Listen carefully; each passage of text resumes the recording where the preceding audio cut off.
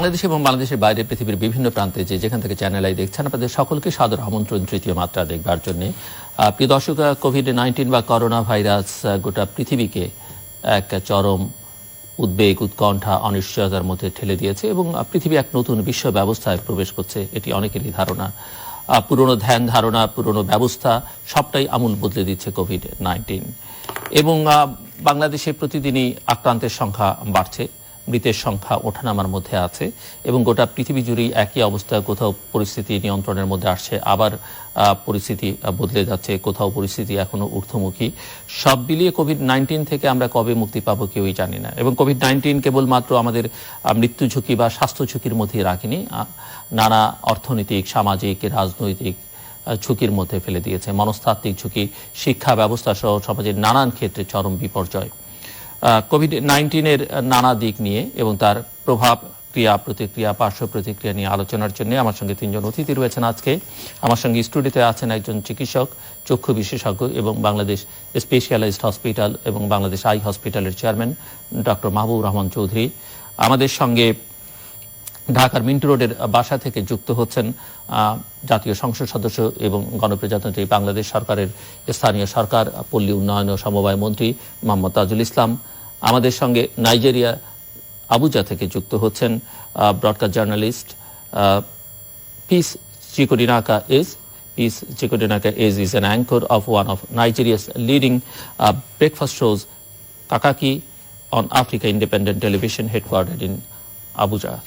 স্বাগত আপনাদের সকলকে স্টুডিওতে। মাননীয় মন্ত্রী আপনাকে স্বাগত, ডক্টর মাহবুবুর রহমান আপনাকে স্বাগত, and Peace Chikodinaka Eze, welcome to the program.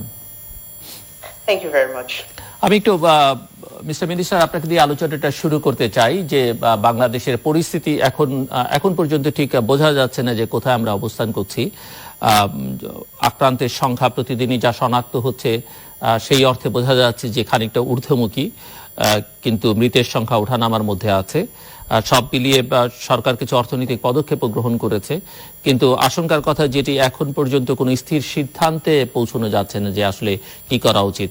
Office টফিস সব খুলে দেওয়ার কথা 25 তারিখের পরে, কিন্তু সেটিও খোলা এখন কতটা সমীচীন হবে কেউই নিশ্চিত নয়। লকডাউন নিয়ে নানা রকমের প্রশ্ন আছে যে লকডাউন কতটা আমরা সহ্য করতে পারবো, কিন্তু লকডাউন ছাড়াও কোনো বিকল্প নেই। এবং সব মিলিয়ে যেখানে শঙ্কার দুটো বড় জায়গা, সেটি হচ্ছে যে শনাক্তকরণ প্রক্রিয়াটা এখনো যথেষ্ট নয় অনেকেই মনে করেন বাংলাদেশের জনসংখ্যার বিবেচনায়, এবং শনাক্তকরণের সুযোগ সুবিধা গোটা দেশে সেই অর্থে ছড়িয়ে দেওয়া যায়নি। দ্বিতীয় সংকটের জায়গা যেটি অনেকেই মনে করেন যে বাংলাদেশে এই চিকিৎসাটার, বিশেষ করে যখন কাউকে হসপিটালাইজড হতে হবে তার জন্য পর্যাপ্ত ব্যবস্থা নেই। সো আমরা একটু আপনার কাছ থেকে শুনতে চাই, যেহেতু আপনি সরকারের একজন প্রভাবশালী মন্ত্রী এবং সরকারের পরিকল্পনা সবটাই মোটামুটি আপনার জানা, যে কিভাবে আসলে বাংলাদেশ অ্যাড্রেস করছে, আমরা কি রাইট ট্র্যাকে আছি কিনা?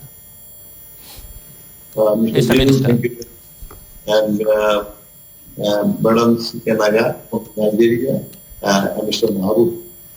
Actually, about the whole situation, you are much more aware. The global context, no one could predict what will be the ultimately destination and how could it be solved and where we have to stop. So, actually, initially when COVID-19 was visible at one time, so all over the world was watching, and equally Bangladesh also in sector, and Bangladesh watching and how the thing, if it is spread and what extent. Finally, whenever we have been spreaded in the good over the Europe, and it becomes very massive. And didn't happen actually from that day of beginning. Under the leadership of Honorable Prime Minister, she had given a very pragmatic long plan. And in where the first stage was that we was very keen to check if any infected people could be penetrated in Bangladesh. And in the airport level, it was tight. But actually, even time, there is no that much defendable technology was there. You know, it is not the new country for Bangladesh. It is all over for the world. So equally, I think that we are convinced that the few infected person got the chance to be penetrated within the our community, in our society, in our country. So when the first case has been detected in March 8th, so then we get more cautious and then formed a national committee, and the committee has been formed under the leadership of the health ministry. So my ministry was also involved as a member, and some sorts of the responsibility have been delegated to us. And according to the delegation and mandate to us, so we have taken our initiative to work, and the rest of the ministry is also working. So then in course of time we find actually unknowingly few numbers of the infected person have been entered in some downtown and some in urban area. So then after identifying them, then our administration has a directive, as a plan of our government. So they try to make them isolated and wants to seriously confined and quarantined.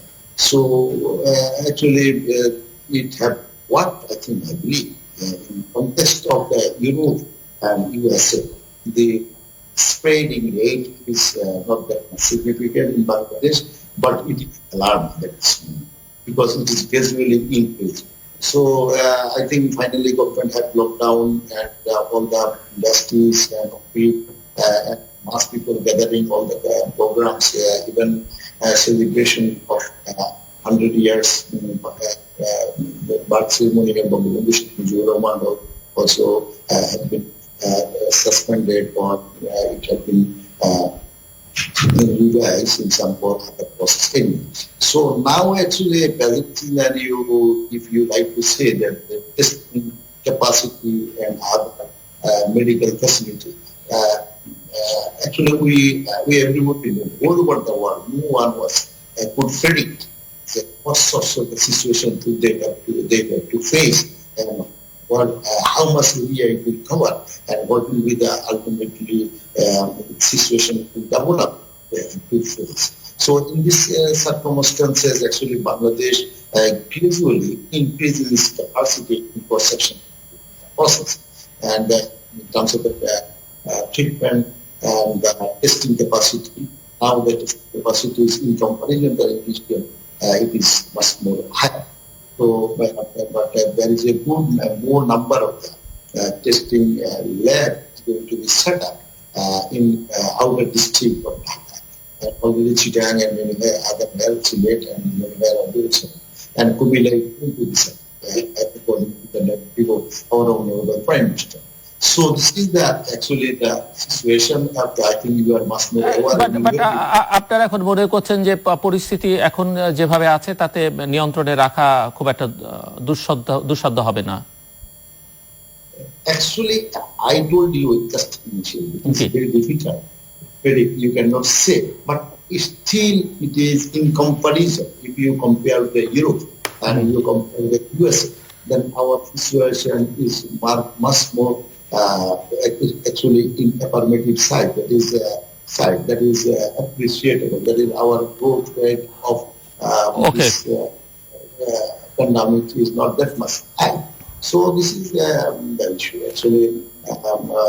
And other area about what you have like to quote that G mister minister, আপনি আমাদের সঙ্গে থাকুন, আমি আবার আসবো আপনার কাছে।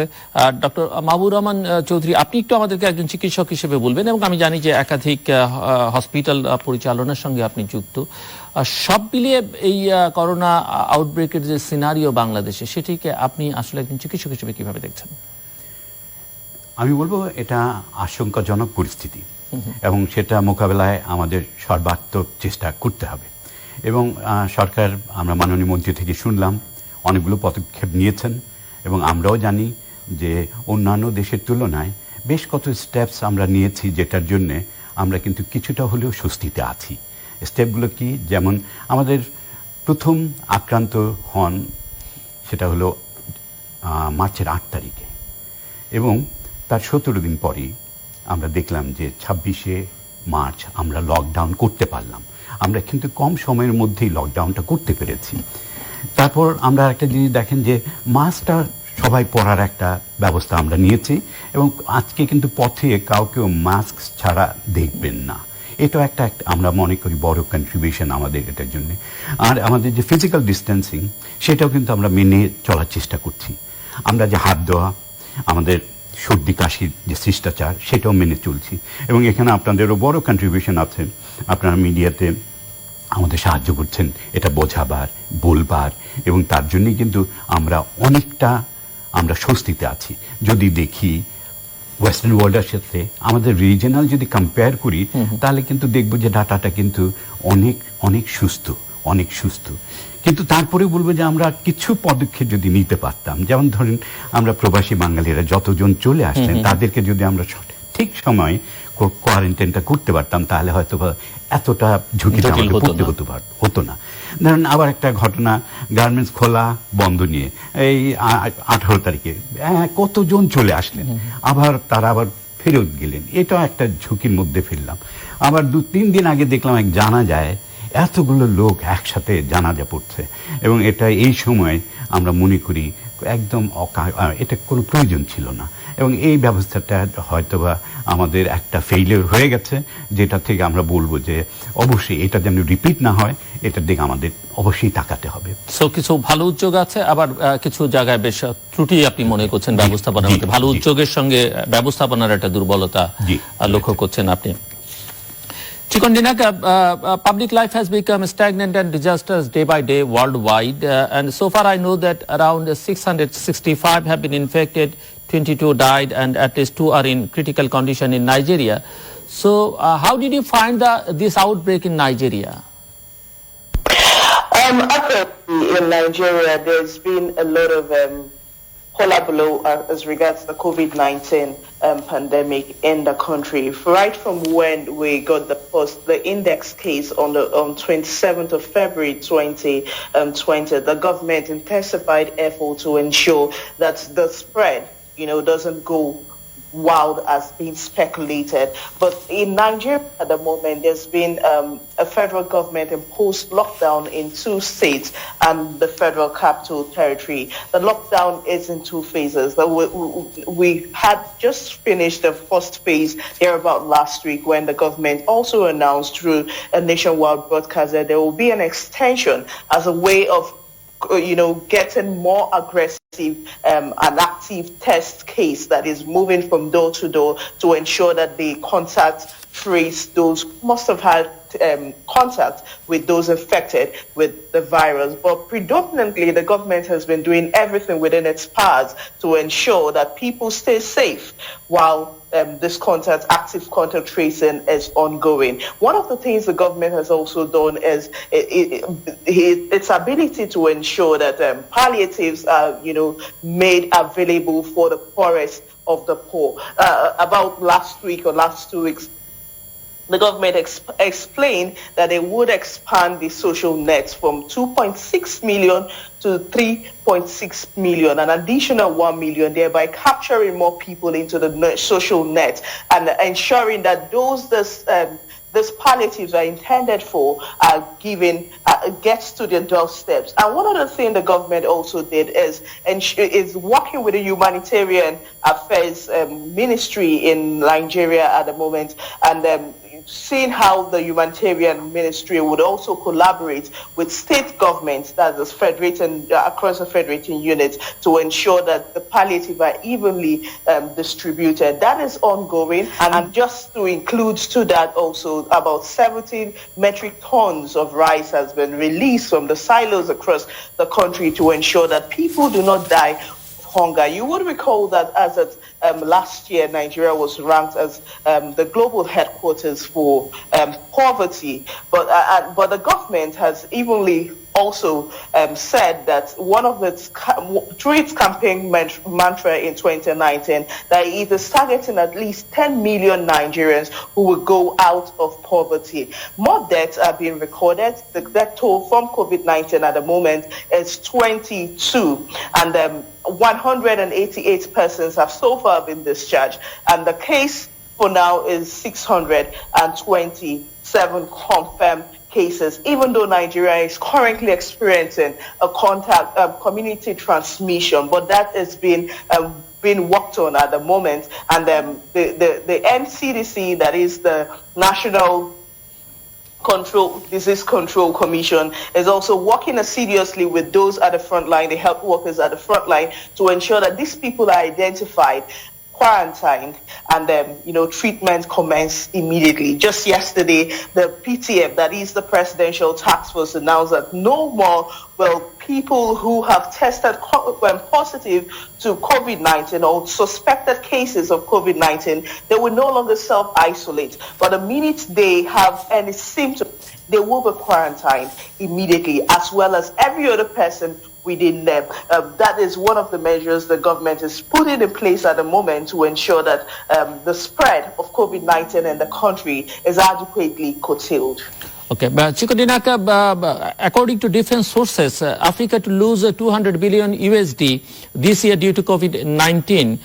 Shocks in international trade, investment and crude oil prices. The public budget increased by $5 billion. The tax rate of medium-sized business has been revised downwards from 30 to 20%. Firms are likely to hold off on long-term investment decisions. GDP will shrink by 2%. Dollar reserves at the Central Bank of Nigeria have dropped 10 billion USD. The Nigerian Stock Exchange lost 2.3 trillion naira in the 3 weeks after Nigeria's first case. Revenue are emerged. How the Nigerian government will tackle such a huge economic crisis? All right, at the moment, the Central Bank of Nigeria is also working assiduously with a coalition against COVID-19, that is the private sector, to ensure that the impact of COVID-19 on the economy is cushioned to the bearers. And there has been several other modalities which has been rolled out for small and medium-scale businesses. We do know that in Nigeria, for instance, we have over 80% of the jobs in businesses in Nigeria are small, medium enterprise, and the government will not want to afford a loss in this regard. So the effect of COVID-19 on the economy, no doubt, is really taking its toll. And of course, like every other part of the world, it took everyone by surprise. No government would say that they were adequately prepared for the COVID-19 when it, came before them. But that is also the situation Nigeria is now. And Nigeria being a mono economy, even though the government has, doubled effort to ensure that it diversified the economy further. But now we know that Nigeria is a mono economy reliant on crude oil. And the global shocks from the crude oil is also taking its toll on Nigeria. As of today, the Nigerian Brent crude is near about $26, and the government has also tried in that regards to also reduce the price of petrol pump price from 125 naira to 123.5 kobo in the country. So a lot of palliatives, a lot of things are already going on, and there's been this economic team that's been set up by the government to ensure that post-lockdown, Nigerians do not feel the pinch of COVID-19. Okay. Thank you, Chikodinaka. Stay with us. Mr. Minister, আপনি doctor Mahbubur রহমানের কথা শুনছিলেন যে তিনি যেটা বলছিলেন যে অনেক রকমের উদ্যোগ নেওয়া হয়েছে, আবার উদ্যোগ নিতে গিয়ে অনেক রকমের ব্যবস্থাপনার ত্রুটিও থেকে গেছে, অনেক উদ্যোগ একটু দেরিতে নেওয়া হয়েছে, সেটিও অনেকের মধ্যে প্রশ্ন। আমি একটু আপনাকে স্থানীয় সরকার মন্ত্রী হিসেবে আপনার কাছ থেকে প্রশ্ন রাখতে চাই যে গোটা দেশে আসলে এই কোভিড-19কে মোকাবেলা করার জন্য স্থানীয় সরকার গুলো কি করছে? আপনি মন্ত্রণালয়ের মাধ্যমে স্থানীয় সরকারগুলোকে কিভাবে ব্যবহার করবার চেষ্টা করছেন বা চিন্তা করছেন, সেটি একটি। দ্বিতীয় দিক হচ্ছে যেটি প্রশ্ন, আমরা দেখলাম যে প্রতিটি জেলার দায়িত্ব একজন সচিবকে দেওয়া হয়েছে। সো একটা পলিটিক্যাল গভর্নমেন্ট, আমার প্রশ্ন যে আপনারা পলিটিশিয়ানরা বা জনপ্রতিনিধিরা এই সমস্যা মোকাবেলায় কি সামনের সারিতে থাকছেন, নাকি প্রশাসনকে আসলে মূলত ব্যবহার করতে চাইছেন, বা প্রশাসনের মাধ্যমেই প্রশাসন, আইন শৃঙ্খলা রক্ষাকারী বাহিনী, আর্ম ফোর্সেস, তাদের দিয়ে আসলে এটি মোকাবেলা করতে চাইছেন? Mister minister. আসলে আমার মনে হয় এটা একটা জাতিগত বড় ধরনের সমস্যা, যেটা নাকি অতীতে বাংলাদেশ কখনো মোকাবিলা করে। তো সে কারণে সবাই মিলে একসাথে কাজ করার একটা অঙ্গীকার নিয়ে মাননীয় প্রধানমন্ত্রী সবাইকে সম্পৃক্ত করছেন। সচিবদের কথা যেটা বললাম, যে এখন সচিবদেরকে এক একটা জেলাতে তদারকি করার দায়িত্ব দিয়েছেন, আর মন্ত্রীরা সচিবদেরকে পরিচালনা করবেন। এটা আমার মনে হয় এখানে প্রশাসনের লোকদেরকে উপেক্ষা করা না। আর তৃণমূল পর্যায়ে আমাদের ইউনিয়নের মেম্বার, চেয়ারম্যান, উপজেলা চেয়ারম্যান, মাননীয় সংসদ সদস্যরা সবাই কিন্তু সম্মিলিতভাবে কাজ করছে। এখন অ্যাকচুয়ালি যদি আপনি মাঠ পর্যায়ে যদি কাজ করার কথা বলেন, তাহলে স্বাভাবিকভাবে একজন মেম্বার তার যে এলাকাতে বসবাস করে এবং যে এলাকাতে তিনি নির্বাচিত, সেখানে 3-4 হাজার লোক আছে, এই লোকদের সাথে তার একটা কানেক্টিভিটি আছে, so that he is the very competent person to know এবং to reach to all the community people. তো সেই কারণে মেম্বারদের নেতৃত্বে সেখানে কমিটি করা হয়েছে এবং আমাদের বিশিষ্ট ব্যক্তিবর্গ এবং রাজনৈতিক নেতৃবৃন্দ, রাজনৈতিক কর্মীদেরকেও তার সাথে সহায়তা করার জন্য এটা নির্দেশনা দেওয়া হয়েছে। আর জেলা পর্যায়ে জেলা প্রশাসনের নেতৃত্বে কমিটি করা হয়েছে জাস্ট কোঅর্ডিনেট করার জন্য, এবং আমাদের এটা সবসময় এইভাবে করা হয়ে থাকে। এবং উপজেলা পর্যায়ে নির্বাহী কর্মকর্তা আছে, তার সাথে আমাদের উপজেলা চেয়ারম্যান উপদেষ্টা হিসাবে কাজ করছে। তো আমার মনে হয় সবাইকে নিয়ে কাজ করা হচ্ছে, যাতে নাকি এই কাজটি যে দায়িত্বগুলা আপনার সরকার দিচ্ছেন এবং যে পরিকল্পনাগুলো দেওয়া আছে সেগুলো যেন সঠিকভাবে বাস্তবায়ন। আচ্ছা, এখানে আরেকটা বিষয় হলো যে আমাদের উপজেলা পর্যায়ে ধরেন ত্রাণগুলা বিতরণ করার জন্য যদি আমরা আমাদের যে সমস্ত জনপ্রতিনিধিরা আছে তাদেরকে সম্পৃক্ত করা, এবং সেনাবাহিনী, পুলিশ বাহিনী ওদেরকে সহায়তা করছেন। তো আমার মনে হয় এটা সামগ্রিকভাবে এটা করা হচ্ছে। তো এখানে আমার মনে হয় আপনার এটা নিয়ে আমার মনে হয় আমাদের মধ্যে কোনো রকম মত পার্থক্য থাকার কোনো কারণ নেই, যে আমরা সবাই বুঝে করছি। আর আরেকটা হলো জনপ্রতিনিধিরা কি করছে, স্থানীয় সরকার মন্ত্রণালয়ের অধীনস্থ এতগুলো প্রতিষ্ঠানের কথা যেটা আমি বললাম। দেখুন, আপনার প্রথম থেকে আইসোলেশনের কথা বলেন, মানুষকে সচেতন করার কথা বলেন, মানুষকে তাদের সমস্যা বলে চিহ্নিত করে তাদের প্রত্যেকের জন্য কাজ করা। যেমন আমি এখানে একটু আপনাকে স্পন্টেনিয়াসলি বলেই ফেলি যে আমাদের প্রায় 62,500 জন জনপ্রতিনিধি আছে। তো এই পরিমাণ জনপ্রতিনিধির মধ্যে এই পর্যন্ত 20-25 জনের বিরুদ্ধে অভিযোগ আসছে, আমরা 24 জন মধ্যে সাসপেন্ড করেছি। তো এই কনটেক্সটে 62,000-এর তুলনায় 24 জন যদি কোনো দুর্নীতির সাথে অথবা নির্বাচিত তাদের সাথে জড়িত হয়ে থাকে, ইট ইজ, আমার মনে হয় এটাকে সিগনিফিকেন্ট বলা যাবে না। কিন্তু আমরা বলছি একজনও যদি অপরাধ করে তাকে মাফ করা হবে না, আর যদি 100 জন হয় তাকেও ছাড় দেওয়া হবে। এবং এরই পরিপ্রেক্ষিতে একটা বিদ্যুৎ সাহেব, আমার মনে হয় নিশ্চয়ই একটা ভালো মেসেজ আপনারা এর মধ্যে দেখছেন, স্ট্যাটাস দেখছেন, যে এর মধ্যে একেবারে এই বিষয়ে যে অনিয়ম, দুর্নীতি অথবা কেউ কেউ আসলে ভুলেই করেছেন, তো সেটাও বন্ধ হয়ে গেছে। যেমন একজন হয়তো মেম্বার, তাকে 200 কেজি চাল তার এলাকা দেওয়ার জন্য দেওয়া হয়েছে, তার রাখার কোনো জায়গা নেই, সে হয়তো নিজের ঘরে রেখেছে। এখন রাখার পর দিয়া তার কোনো সামাজিক শত্রু অথবা কেউ একটা সেখানে মধ্যে বলছে যে তিনি যার ঘরে সামগ্রী নিয়ে গেছে, এখন তাকে সে পর্যন্ত তার ব্যক্তিগত ব্যবস্থা নিতে হয়েছে। এরকম এখন আবার সতর্ক হয়ে গেছে, তিনি কিন্তু তার বাট মিস্টার মিনিস্টার, এটি কি সকলের ক্ষেত্রে যারা ধরা পড়লো, মানে এই ত্রাণের চাল আত্মসাতের পরে সবাই একই কাজ করেছে এটা আমি বলছি না, কেউ কেউ দুর্নীতি করেছে, এরকমও কিছু সংখ্যক আছে। তো সেটা আমরা সাময়িকভাবে বরখাস্ত করেছি এবং পরবর্তী চূড়ান্ত তদন্ত করে জেলা প্রশাসন থেকে আমাদের কাছে অভিযোগ আমরা একেবারে স্থায়ীভাবে ওদেরকে অপসারণ করার জন্য করেছি। অর্থাৎ এখানে কিন্তু আমি এই কথাটা, আপনার যেহেতু এটা একটা খুব হট টপ ইস্যু, এই জন্য আমি কথাটা বললাম, কিন্তু পাশাপাশি আমি আপনাকে এই তথ্যটা না দিলে আমার মনে ভুল করা হবে এবং মানুষের প্রতি সুবিচার করা হবে। আমাদের জনপ্রতিনিধিরা রাত্রেবেলা মানুষের বাড়িতে গিয়ে খাওয়া পৌঁছাই দিচ্ছে এবং নিজে অনেকের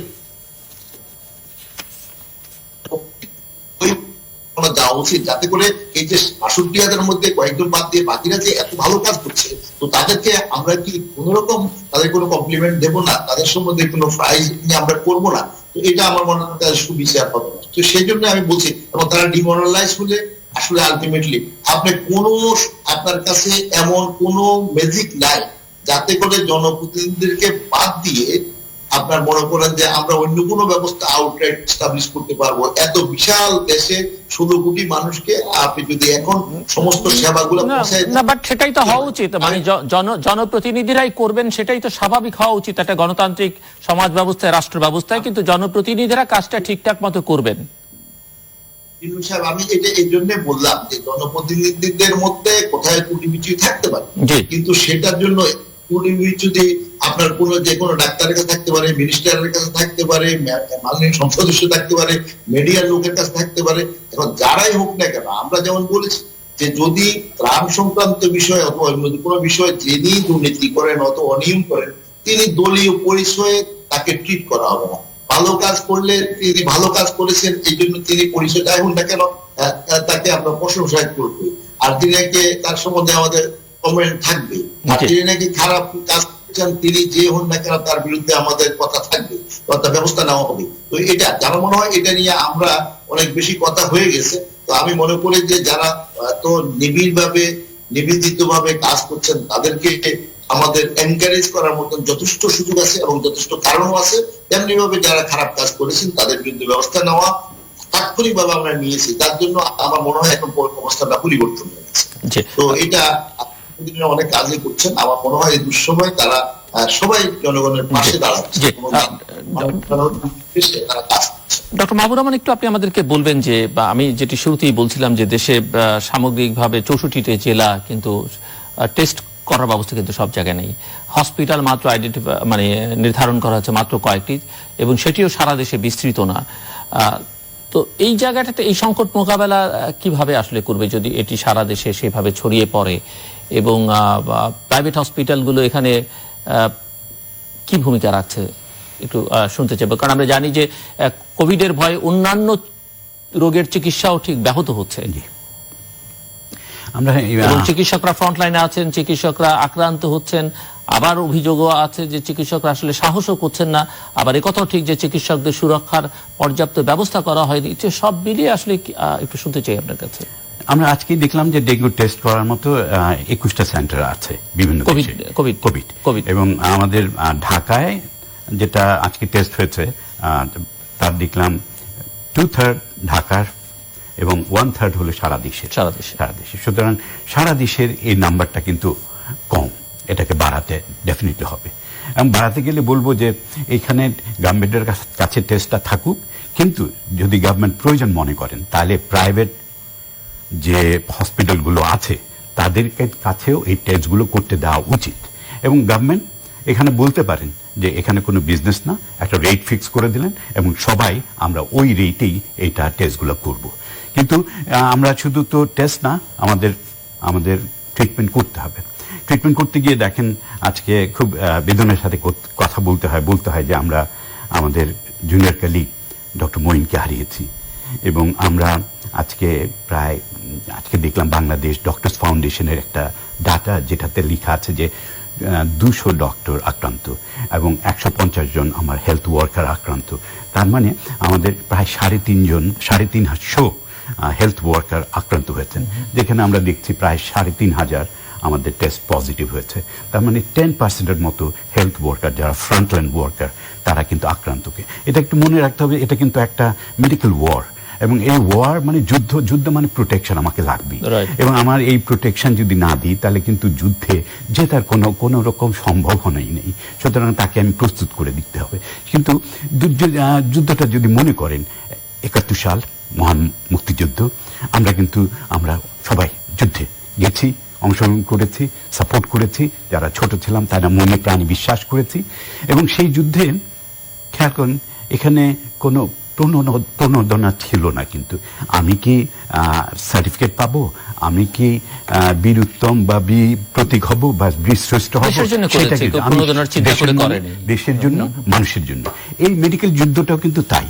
আমরা যদি যুদ্ধটা করি আমাদের কিন্তু কি দেওয়া উচিত, আমাদের কিন্তু প্রণোদনার দরকার নেই। আমাদের দরকার উৎসাহ, আমাদের দরকার স্বীকৃতি, আমাদের দরকার উৎসাহ উদ্দীপনা, আমাদের দরকার প্রোটেকশন, সুরক্ষা, এটা যদি দেওয়া যায় আমরা কিন্তু প্রস্তুত এই যুদ্ধের জন্য। কিন্তু আমাদের এই জিনিসগুলো দিতে হবে। আমাকে একটা দুটো বিচ্ছিন্ন ঘটনার জন্য আজকে যদি পুরো এই ফ্রন্টলাইন সোলজারদের আমরা এদেরকে আমাদের কনফিডেন্সের বাইরে নিয়ে যাই, তাহলে কিন্তু এই পুরো যুদ্ধে জেতা কিন্তু অনেক কষ্টকর হয়ে যাবে। কিন্তু ফ্রন্টলাইন যোদ্ধারা মনোবলটা ধরে রাখতে হবে, তাদেরকে উৎসাহ দিতে হবে, তাদেরকে বলতে হবে আমরা তোমাদের সাথে আছি, তোমরা এগিয়ে যাও এবং আমরা দেখব, এবং এই যুদ্ধে আমাদের জয়ী হতেই হবে। এবং এটা শুধু আমাদের যুদ্ধ না, খেয়াল করেন যে এই যুদ্ধে আছেন আপনি, আপনার যে সাংবাদিকরা ভাইরা আছেন, আপনার পুলিশ ভাইরা যেটা আসছেন, সারা দিন কাজ করছেন মাঠে, সাংবাদিক ভাইরা আছেন। আমি বলবো এই যদি জিততে হয়, ডাক্তার, পুলিশ, সাংবাদিক ভাই ভাই এই যুদ্ধে আমাদের জিততে হবে, এছাড়া কিন্তু কোনো বিকল্প নাই। আমাদের অন্যরাও রয়েছেন সেনাবাহিনী, তাদের কিন্তু কমান্ড ভালো, তাদের ট্রেনিং ভালো, তাদেরকে আমরা যদি একটা খেয়াল করেন, যদি লজিস্টিক জায়গায় তাদের যে সাপ্লাই চেইনটা, সেটাকে যদি আমরা তাদের উপর দায়িত্ব দিয়ে দেই, তাহলে কিন্তু আমি চাল ডাল, আমার যেখানে চাল হচ্ছে, চাল কাটা হচ্ছে, সেটা যদি তারা সুপারভাইজ করেন, আমার ওখানে টমেটো তৈরি হচ্ছে 3 টাকায় বিক্রি হচ্ছে, যদি এখানে আমি 30 টাকায় তাকে সেই ফসলের মূল্যটা দিতে পারি, তাহলে কিন্তু একটা বড় সুবিধা আমরা আর্থিকভাবেও পাবো। এবং সেনাবাহিনীকে মানুষ ঘরে রাখার জন্য ব্যবহার না করে তাকে আরেকটু উন্নত জায়গায় ব্যবহার করে আমার মনে হয় যে আরো দেশটাকে সচল রাখার একটা উদ্যোগ আমরা নিতে পারি। Chikodinaka, as we know that the Nigerian oil sector provides for 95% of Nigeria's foreign exchange earnings and 80% of its budgetary revenues. Do you think it will push Nigeria to a long-term economic uncertainty? Absolutely. It will push Nigeria to a long-time uncertainty because Nigeria for now is really dependent on oil. We are a mono economy, and that is why experts have been pushing for the government to further diversify the economy and also look at other areas in the economy that could also become a cash point for the government. Nigeria is blessed with different natural resources, including solid minerals, and there's been a lot of debate for the government to also take up agriculture, even though the government in the last few years has been doing some work in terms of agriculture, getting more Nigerians into farming and other agricultural produce, and that has been anchored by the Central Bank of Nigeria through its Anchor Borrowers Program, and that further has also gotten more Nigerians into the net of agriculture. But that predominantly is not enough. Nigerians are calling for more for the government, considering the long-term effects from the COVID-19, occasioned by the COVID-19 on the economy. The coming of COVID-19 or into Nigeria, further opened up several things that the government may have overlooked in the time past. But like the secretary to the government of the Federation has said, that Nigeria will not be the same after coronavirus and after the lockdown. That means several things have been put in place, and the government is further aware of the loopholes in the system of Nigeria, and that is why they have been clamoring for more Nigerians, to take up small business enterprise to ensure that they further boost the economy. Chikodinaka, here is another issue that China overtook Nigeria as one of the biggest trading partners. Do you think the current situation will lead to a long-term trading deficit between China and Nigeria? In the last few weeks, there's been a lot of debate with China. We know how coronavirus, spread towards to other parts of the country. Like Nigeria, the United States has also been calling out China with the manner in which it treated the COVID-19 when it first broke out in Wuhan, China. But essentially, Nigeria and China has a long-term trading relationship that spans to 1970s, and Nigeria would not also want to lose China as a trading partner, just as China would not also want to lose Nigeria as a trading partner. In Nigeria, for instance, we have a lot of Chinese in Nigeria. We even have some businesses, thriving businesses owned owned by Chinese and the country. But what we also know, just there about 2 weeks ago, some 15-man team from China arrived in Nigeria, but that was vehemently kicked by the National Medical Association in the country, who say that there is no need for the Chinese doctors to come into Nigeria and assist when we have evidently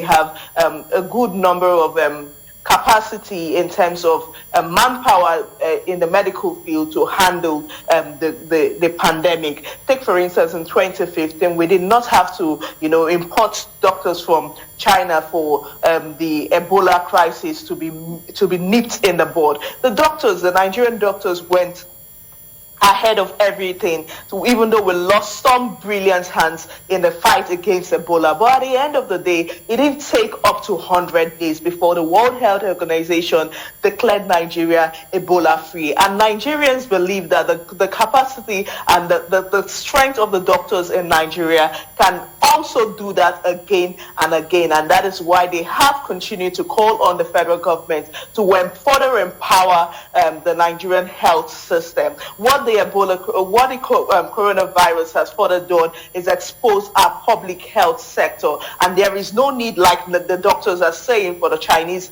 medical team to come in at this time. But the Chinese medical team have also, clarified that apart from the donations they have made, that the first reason they are in Nigeria is for a Chinese organization that runs in Nigeria, and that further, puts cast some stones in what the whole thing is about. But going forward, we know that the Chinese doctors are currently in isolation. In the next between today and Wednesday, we expect that the Chinese doctors would have, expanded their 14 days self-isolation, and then we'll know what next to do with them. And your government has announced some economic packages, like Nigeria Central Bank announced a $2.7 billion COVID-19 stimulus, about 138.89 million USD under its coronavirus alleviation program to support affected industries and households, 277.78 billion USD in loans to the health sector, 2.78 billion USD to the manufacturing sector. Grant of 28 million USD was released to the Lagos state. Do you think these initiatives are enough, and what other policy responses can be implemented? Briefly, please. All right.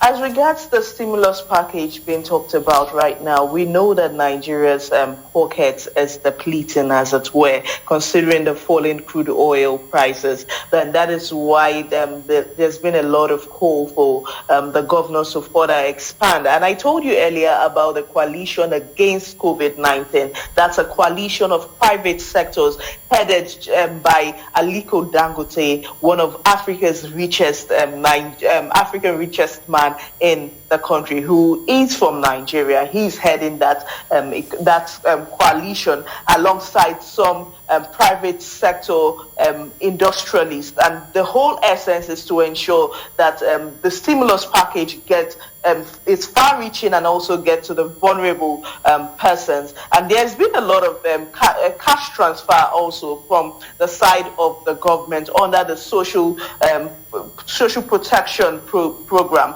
and that has been on in the last few years, even though that also got intensified at this moment. That's the cash transfer is being done through the loots from one of our ex-president or head of state in the country. So what is happening right now is that more Nigerians are being given as much as 30,000 naira, through some bank transfers, while the stimulus package by the CBN is also ensuring that it gets to as much Nigerians as possible. You would know that the population in Nigeria, as today, is estimated to be there about 200 million persons. That means we have more thresholds for those living below the poverty line, and that is what the federal government is having sleepless nights over.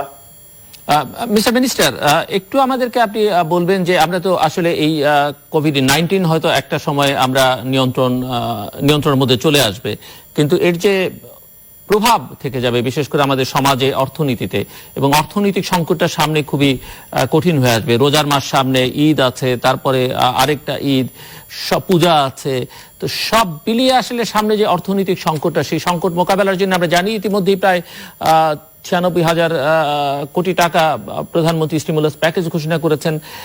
আপনি কি মনে করেন যে এগুলো যথেষ্ট, বা পরিকল্পনার মধ্যে আরো কিছু আছে, বা এই প্যাকেজের বাইরে আর কি কি করণীয় আছে সরকারের দিক থেকে, যদি আমাদেরকে একটু বলতেন আপনি। আসলে আমার মনে হয় আমরা বাংলাদেশ, আমাদের দেশের মাননীয় প্রধানমন্ত্রী শেখ হাসিনা ইতিমধ্যে যে অর্থনৈতিক পরিকল্পনা ইতিমধ্যে ঘোষণা করেছে, এটা আমার মনে হয় পরিস্থিতিকে মোকাবিলা করার জন্য এই মুহূর্তে এটাকে আমরা অবশ্যই কেউ প্রশংসা না করার কোনো সুযোগ নেই। আর it is the brainchild of our honorable Prime Minister, the package he has declared. তো এখানে এখন আসলে আমি আমার প্রারম্ভে বলেছিলাম it is very difficult to predict when the thing will be over and what sorts of the post effect we will face.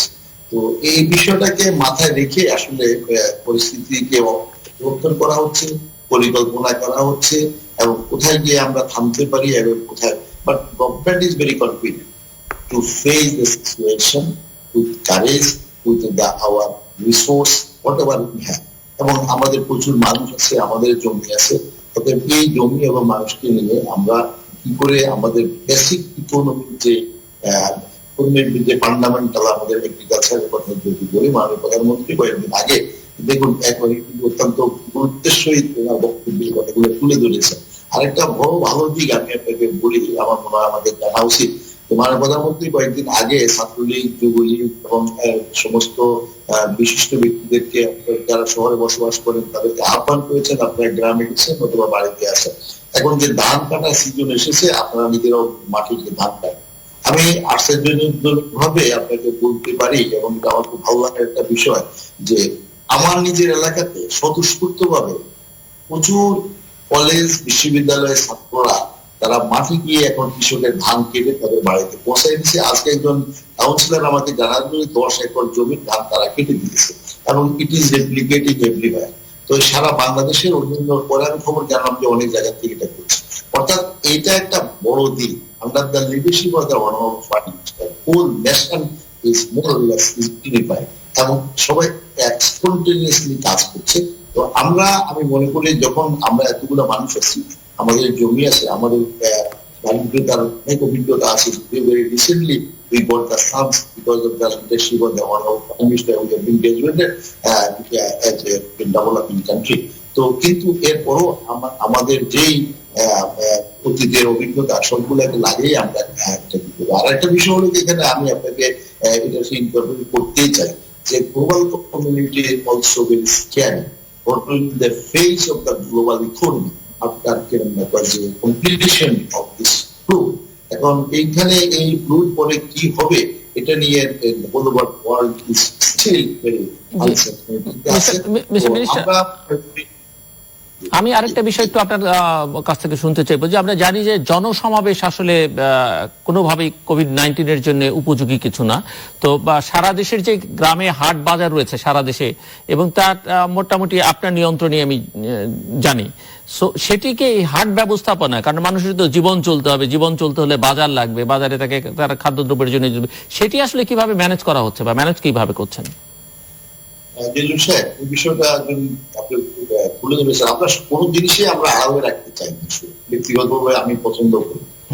আমরা এরকম পরিপ্রেক্ষিতে আমরা মেইন বাজারগুলা যেখানে ডেন্সলি মানুষ কেনাকাটা করতে আসে, ওগুলাকে আমরা বাহিরে ইতিমধ্যে স্কুলের মাঠ, কলেজের মাঠ, অথবা খেলার মাঠ, অথবা খালি জায়গা যেখানে আছে সেখানে আমরা সেগুলোকে অন্য জায়গায় স্থানান্তরিত করেছি। অর্থাৎ ডিস্টেন্সটা man to man distance, buyer to buyer distance, buyer and seller ডিস্টেন্সটা মেনটেন করে যাতে নাকি কেনাকাটা করা যেতে পারে এবং করা যায়। তো সেটার জন্য অনেক জায়গায় করা হয়েছে, কিন্তু বাস্তবতাটা আপনাকে আমাকে মানতেই হবে যে within this shortest time we are not so earlier aware this kind of situation we have to face. এই কারণে আমাদেরকে এখনই কাজটা করতে হচ্ছে। এখন সব জায়গায় সফলভাবে হচ্ছে না। আর আসলে আরেকটা বিষয় হলো কি, it is actually serious question of the awareness.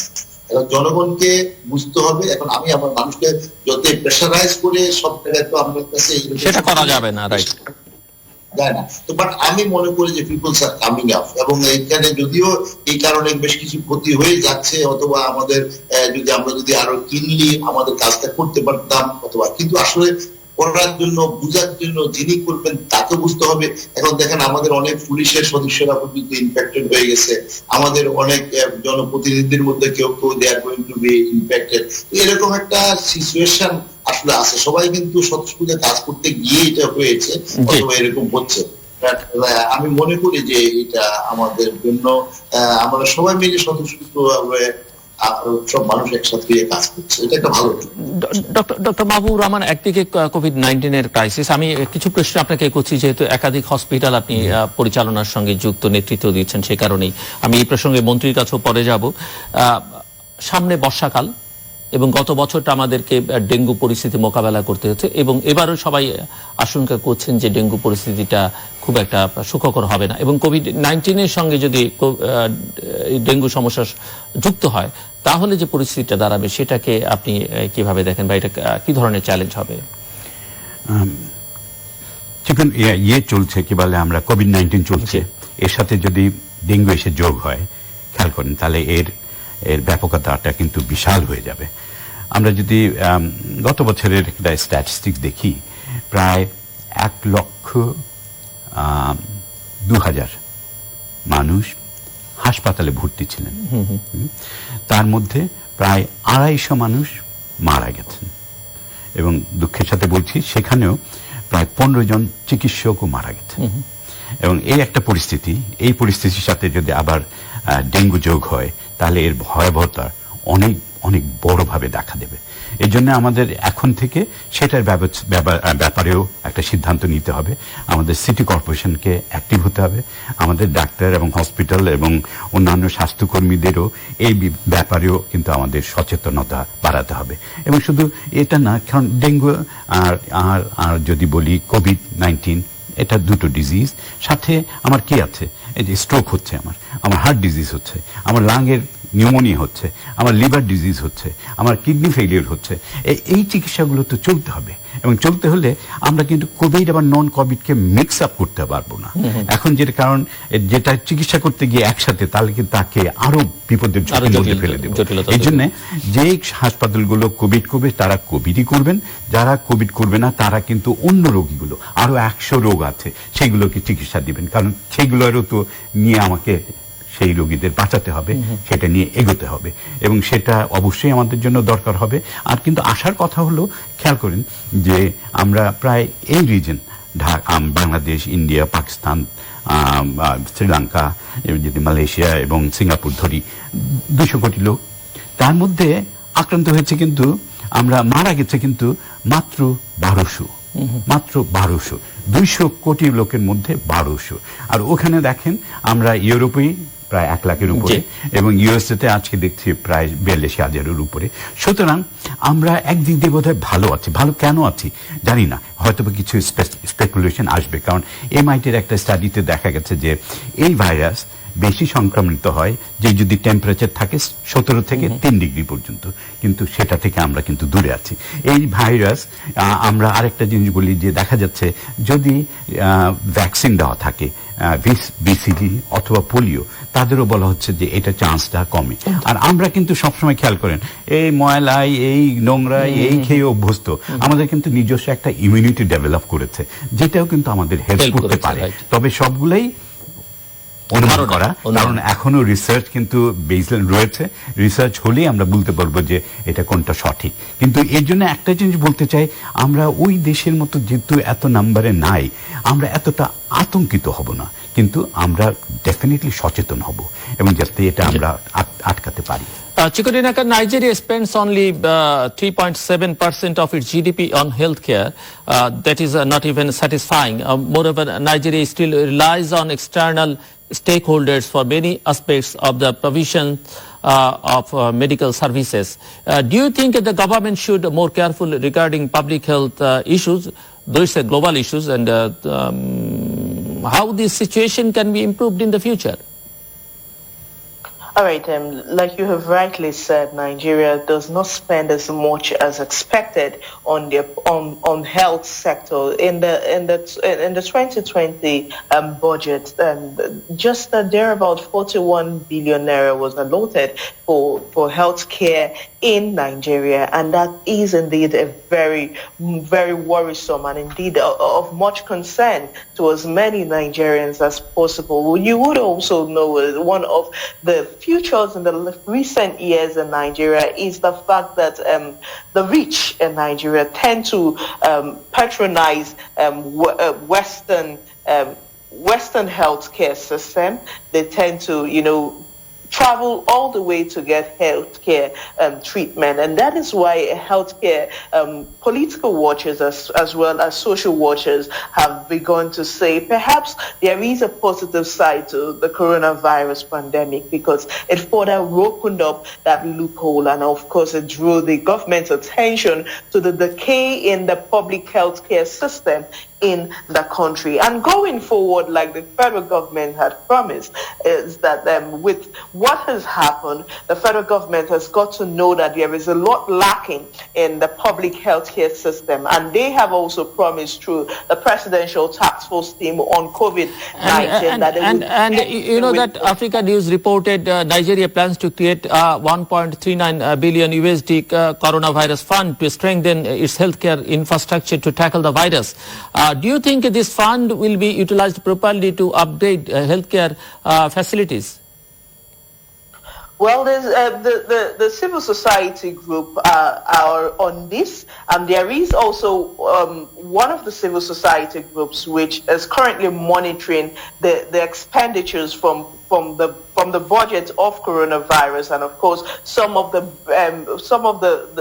money coming in for the fight against coronavirus. There's been a lot of goodwill donations to Nigeria, both from outside and within the country. And what Nigerians are looking out for is how that money will be expended. Will it be used for what it's supposed to be used for, which predominantly is first the healthcare system, the primary healthcare system, and then at large the public healthcare system in the country? Will that actually put Nigeria back to where it was before now? And that is a question a lot of Nigerians are asking, and I'm sure that perhaps post-COVID-19, there should be some sort of improvement in terms of healthcare system, considering how the government was able to, transform some healthcare systems within a short period, all in the name of coronavirus. That means the government has the wherewithal to improve the healthcare system if they put more strength and energy to it. Thank you, Chikodinaka. Mr. Minister, আমরা public health নিয়ে কথা বলছি এবং আমরা জানি যে জনস্বাস্থ্যের বিষয়টার সঙ্গে যেহেতু সারা দেশের স্থানীয় সরকার মন্ত্রণালয়ের অধীন এবং স্থানীয় সরকারগুলোর ভূমিকা, আপনার মন্ত্রণালয়ের একটা গুরুত্বপূর্ণ ভূমিকা আছে। এবং আমরা ডেঙ্গু নিয়ে ডক্টর মাহবুবুর রহমানের সঙ্গে কথা বলছিলাম। গত বছর আপনি এই বিষয়ে যথেষ্ট তৎপর ছিলেন। কিছুদিন আগে আপনি জনস্বাস্থ্যের সঙ্গে পরিষ্কার পরিচ্ছন্নতার, ইভেন কোভিড-19 এর সঙ্গেও যুক্ত, সেটির একটা সম্পর্ক আছে, একটা অভিযানও আপনি শুরু করলেন, মাননীয় প্রধানমন্ত্রী সেটি উদ্বোধন করলেন। সো আমি একটু আপনার কাছ থেকে শুনতে চাইবো যে এই জনস্বাস্থ্য বিষয়টা তো সারা পৃথিবী জুড়ে অবহেলিত, বাংলাদেশও খুব একটা গুরুত্ব এখন পর্যন্ত পায়নি। সো এখান থেকে আসলে ইমপ্রুভমেন্টের কি সুযোগ বা কি পদক্ষেপ আপনারা নিচ্ছেন, আপনি কি মনে করেন কি হওয়া উচিত, ছোট করে একটু বলবেন। এবং ডেঙ্গু পরিস্থিতির কথা আমরা আলোচনা করছিলাম, সেটাও যদি কোভিড-19 এর সঙ্গে যুক্ত হয়ে পড়ে সেই পরিস্থিতিও কিভাবে মোকাবেলা করবেন, কিন্তু একটু ছোট করে বলবেন please. Thank you very much. আমরা জনস্বাস্থ্য অধিদপ্তর যে কাজটা করে, পাবলিক হেলথ ইঞ্জিনিয়ারিং ডিপার্টমেন্ট, তারা যেটা করে সারা বাংলাদেশের গ্রামগঞ্জে সর্বত্র পানি সরবরাহ করা হতো, এবং তারা 98% পানি সরবরাহ এখন তারা নিশ্চিত করেছে। That is, they could reach the water support to the rural areas. এরপরে স্যানিটেশন, আমাদের এখন আপনি যদি বলেন ওপেন স্পেস এডুকেশন, আসলে এটা already Bangladesh not visible, that is 99% above আমরা অ্যাচিভমেন্ট আমাদের আছে। So that in that context, I can claim that the public health engineering department is successfully completing their assignment. কিন্তু আমরা যদি কোয়ালিটির কথা বলি, সাস্টেনেবিলিটির কথা বলি, we have to go much more এবং we have to work এবং আমাদের করতে হবে। এরপরে আপনি যে বিষয়টা নিয়ে আমাদের ডেঙ্গু রোগের আমরা গতবার একটা বিটার এক্সপেরিয়েন্স আছে। I was active in the field এবং এখনো আমি অ্যাক্টিভ আছি। আজকেও আমি মশার প্রজনন জায়গা খালগুলা পরিদর্শনের জন্য আমি গিয়েছিলাম। আমাদের পূর্ত মন্ত্রণালয়ের যে রাজুকে কয়েকটা খাল আছে, পূর্ত মন্ত্রণালয়ের সচিব, রাজুকের চেয়ারম্যান এবং আমাদের পিডব্লিউডির চিফ ইঞ্জিনিয়ার, তারপর ওয়াসার এমডি এবং আমাদের সচিব সহ উত্তরের মেয়র সাহেব সহ আতিক সাহেব সহ আমরা গিয়েছিলাম এবং দেখেছি, ভিজিট করেছি এবং সেখানের মধ্যে যে সমস্ত কাজগুলো হচ্ছে সেটা জন্য। এখন এখানে একটা বিষয়, এরপরে মশা মারার জন্য ফগিং করা এবং এখানে এই বিষয়টার জন্য আপনার মনে করেন যে সেখানে আমরা কাজ করতেছি, তবে কোভিড এর কারণে এখানে তো একটু আমাদের জনবলের স্বল্পতা অথবা কিছু কিছু কথা এখানকার হচ্ছে না, এই কথাটা ঠিক না। তারপরে যে এর সাথে আরেকটা বিষয় আমাদেরকে মাথায় নিতে হচ্ছে যে এখন আমাদের লোকেরা যেমনি কাজ করছে, এখন আমরা কিন্তু প্রস্তুত হতে চেয়েছিলাম, যেমনি এখনো প্রস্তুত আছে এবং আমরা মনে করি যে ডেঙ্গু রোগের ব্যাপারে আমরা কিন্তু আমাদের সাধ্যমতো আমরা কাজ করার চেষ্টা করতেছি এবং সবাই কিন্তু প্রস্তুত আছে। কনসিকুয়েন্সেসটা সম্বন্ধে আসলে প্রেডিক্ট করা মুশকিল হয়ে আমি আসছি। মনে করি যে এই দুটার মধ্যে দাঁড়িয়ে যে এখন দুইটা যদি একটার সাথে আরেকটা যদি সম্পৃক্ত হয়ে যায়, তাহলে কিন্তু এটা আমাদের সত্যিকার অর্থে বড় চ্যালেঞ্জ হয়ে দাঁড়াবে। আর আরেকটা জি, আমি আসছি আবার আপনার কাছে, আমি আসছি শেষ কথা শুনবার জন্য আপনার কাছে। ডক্টর মাহবুবুর রহমান চৌধুরী একটু বলবেন, চক্ষু চিকিৎসক হিসেবে এবার জানতে চাইছি, কিন্তু খুব ছোট করে এক মিনিট বলতে হবে। সেটা হচ্ছে যে কোভিড-19 আসলে মানুষের চোখকে কোনোভাবে এফেক্ট করে কি না, বিশেষ করে যাদের চোখের সমস্যা আছে? এটা করে, কারণ আমরা সবাই জানি, এবং আমরা জানি যে এই ধরনের ক্ষেত্রে ভাইরাস ছড়ানোর ক্ষেত্রে চোখের একটা ভূমিকা আছে। চোখ, নাক, মুখ, সুতরাং চোখেও আমরা যেহেতু খোলা, এটাতে মিউকাস মেমব্রেনে গিয়ে ভাইরাস লাগবে, ওটা আবার অ্যাবজর্ব হবে সিস্টেমে এবং এটা আমরা আক্রান্ত হব। তবে চোখ দিয়ে আক্রান্ত সংখ্যাটা কম, এটা একটা ভালো জিনিস। এবং আমরা একটা জিনিস বলতে চাই যে চোখের যে চিকিৎসাটা, সেটা কিন্তু আমাদের NIU, national institute of ophthalmology, Islamia hospital এবং Haruna eye foundation, Din eye care এবং বাংলাদেশ আই হসপিটাল, আমাদের যে 8টা ব্রাঞ্চ আছে, তারা কিন্তু সবাই সাব স্পেশালিটি বেসড সার্ভিসটা আমরা দিয়ে যাচ্ছি, যাতে আমরা একটা মানুষকেও, আমরা বলতে চাই যে একটা মানুষকেও বিনা চিকিৎসায় আমাদের হসপিটাল থেকে যাবে না। সিমিলারলি বাংলাদেশ স্পেশালাইজড হসপিটালের কথাটা আমি একটু বলি এই জন্যে যে আজকে নন্দিতা পাল, উনি আমাদের কনসালটেন্ট, উনি আজকে ফোনে কথা বললেন এবং উনি আজকে মুগদা হসপিটালে 1 সপ্তাহের জন্য চলে গেলেন, 2 সপ্তাহের জন্য গেলেন। যাওয়ার সময় বলে গেলেন যে স্যার আমি যাচ্ছি, আমার ছেলে মেয়ে আছে বাসায়, হাজব্যান্ড অন্য জায়গায়, আমার জন্য দোয়া করবেন, আমি যেন ফেরত আসতে পারি। আমার ফোনটা রেখে দিল্লুর আমার চোখে পানি চলে আসলো, যে এটা একদিক দিয়ে কষ্টের, একদিক দিয়ে আনন্দের, যে আমার একজন যোদ্ধা যুদ্ধে যাচ্ছেন, এটা যে একটা কত বড় একটা অনুভূতি সেটা। এবং এই অনুভূতিটাকে আমরা যদি মূল্য দেই, তাহলে আমি মনে করি আমার ডক্টরস কমিউনিটি, আমাদের নার্স, আমার পুলিশ, আমার সাংবাদিক, আমার সেনাবাহিনী, সবাইকে কিন্তু আমরা এই সামনের ফ্রন্ট লাইনে পাবো। এবং এইভাবে একটু সহানুভূতি দিয়ে যেন আমরা দেখি, তাহলেই হবে, এবং তাদের একটু সুরক্ষা। এবং উনি বলছিলেন আমি কিন্তু কয়েকটা পিপিএ আবার নিয়ে যাচ্ছি, কারণ ওই পিপিএ গুলো যেটা সাপ্লাই করা হবে সেটা নিয়ে কিন্তু সন্দিহান, যে এটাকে কোয়ালিটি, এটা যেন না হয়, মাস্কটা যেন পায়, গ্লাভসগুলো যেন পায়, সেই জিনিসগুলো কিন্তু এনশিওর করতে হবে। কিন্তু ফ্রন্টলাইন সোলজাররা আছে এবং তাদেরকে আমরা স্যালুট জানাই। Chikodinaka, how COVID-19 is going to affect Nigeria's social and political order, both nationally and internationally? Very briefly, we are almost running out of the time. Well, that is already apparent. It's just the age of AI right now is the age of technology, and that perhaps is what the government over the time has not been looking out for. But with the outbreak of coronavirus in Nigeria, a lot of things are going to take different shape. In the political sector, there might be a push for electronic voting, which has been which a lot of people have been campaigning for over the years. I'm sure the government will begin to look out for how votings can be done online at a time like this. We in the next few months we would have 2 state elections in the country, and the Independent National Electoral Commission says it says that it will go on with that election immediately after the post-lockdown or post-coronavirus, as it were.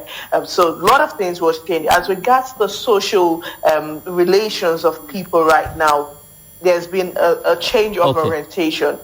Like the government says, physical distancing, social distancing is for now the way to go until an end is put to coronavirus. Thank you.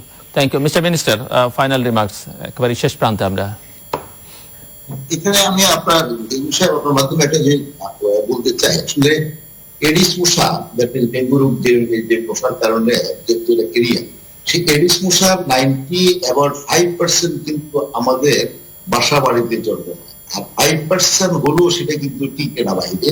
তো অর্থাৎ আমরা যদি Aedes মশাকে মোকাবিলা করতে হয়, তাইলে এখন আমরা সবাই বাড়িতে আছি, তো সেই কারণে আমাদের একটা সুযোগ আছে, বাড়ির ছাদে কোথায় জমা পানি যদি না থাকে, বাড়ির ছাদের উপরে যদি কোনো টপ গার্ডেন থাকে সেখানে পানি যদি জমা না থাকে, ফুলের টপের মধ্যে পানি যদি জমা না থাকে, ফ্রিজের নিচে পানি যদি জমা না থাকে, এসির কোথায় যদি পানি পড়ে সেখানে জমা না থাকে, অর্থাৎ এবং আমাদের যে কমেন্ট গুলো আছে, হাই কমেন্ট গুলা, সেগুলোর জন্য নাকি আমরা খোলা রেখে বাড়ি বন্ধ করে অথবা অফিস বন্ধ করে চলে না যায়, তাইলে কিন্তু আমরা একটা বড় অংশ মোকাবিলা করতে পারবো। এখানে এই কথাটা আমি এই জন্যই জানলাম, বললাম।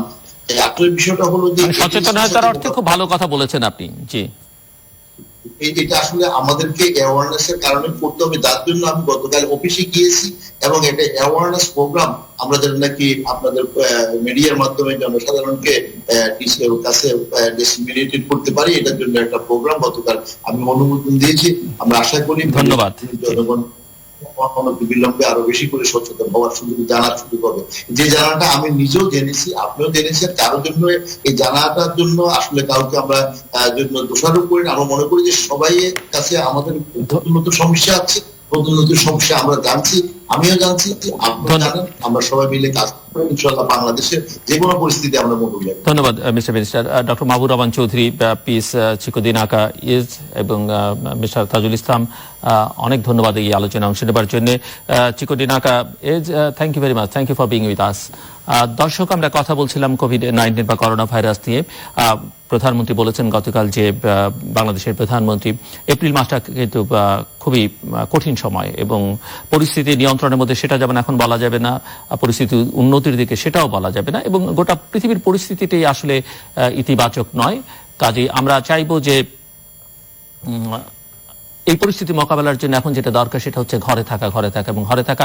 সরকারের দিক থেকে পরীক্ষা নিরীক্ষার সুযোগ সুবিধাটা আরো বিস্তৃত করে দেয়া, আরো বাড়ানো, এবং চিকিৎসার সুযোগ, অর্থাৎ স্পেশালাইজড হসপিটাল দরকার সেহেতু এই ধরনের হসপিটালগুলো আরো সারা দেশে যেন তৈরি করা যায়। বিশেষ করে যদি কেউ আক্রান্ত হন, যার চিকিৎসা দরকার হবে, সেই হসপিটালগুলো যেন বাড়ানো হয়, সেদিকে মনোযোগ দেওয়া দরকার। এবং সেই সঙ্গে অর্থনৈতিক সংকট মোকাবেলার জন্য আশু মধ্যমেয়াদী এবং দীর্ঘমেয়াদী পরিকল্পনা এখন থেকে নেওয়া দরকার এবং পদক্ষেপগুলো জরুরি। এবং মনে রাখতে হবে যে পৃথিবীর সবাই যেহেতু এই সমস্যায় আক্রান্ত, কেউই কিন্তু আমাদের জন্য খুব একটা সাহায্যের হাত বাড়িয়ে দিতে পারবে না। দর্শক, আমাদের সঙ্গে থাকবার জন্য অসংখ্য ধন্যবাদ। আপনাদের সবার জন্য শুভকামনা। ঘরে থাকুন এবং নিরাপদে থাকুন।